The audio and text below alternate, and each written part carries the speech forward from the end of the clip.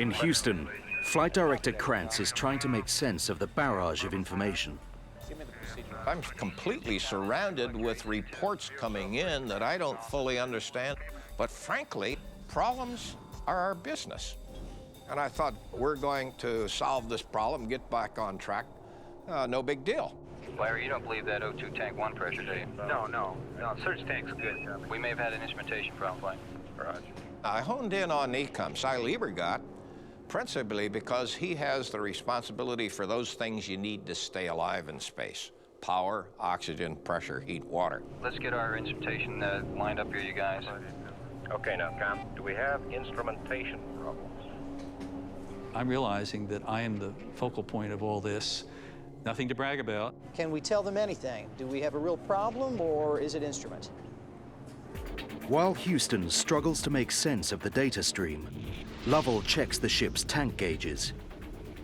He's in for a shock.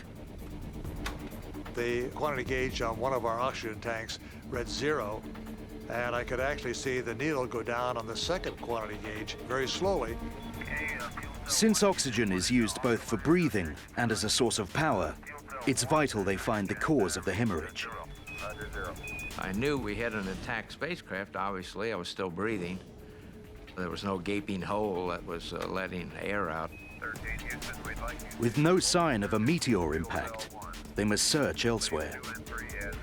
Lovell takes a look outside his window. And I can't tell you today why I did it, but I saw escaping at a high rate of speed from the rear end of my spacecraft a gaseous substance. It looks to me, looking out the hatch, that we are venting something. We are venting something out in space. It did not take much intelligence on my part to realize that the gas escaping and the needle on my second and last tank were one and the same. And very shortly, we'd be completely out of oxygen. Crew thinks they're venting. Good flight. The cold chill of realization came in that we had a real problem. And I don't know what to do about it. Krantz realizes that 56 hours into their mission, Apollo 13 is poised on the brink of catastrophe. Then I moved into survival mode. Okay, all flight controllers, settle down, quit your guessing, let's start working this problem. Okay, you got 2 good AC buses. What did all that tell you now? It tells me that... But Liebergott still has no clue what's happening or how to fix it. Well, just give me about 2 more minutes, Flight. Okay, take your time.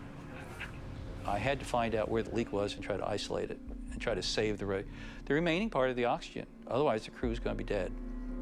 Liebergott realizes his only hope of isolating the leak is to close valves that feed oxygen into 2 of the fuel cells.